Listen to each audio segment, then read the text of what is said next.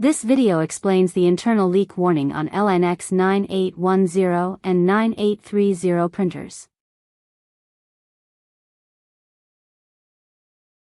If the warning appears, stop printing and inspect the printhead and ink system connections for visible fluid.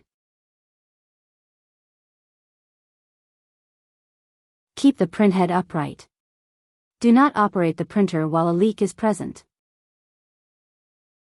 After locating the source, repair the leaking connection or component and carefully remove any ink or solvent residue.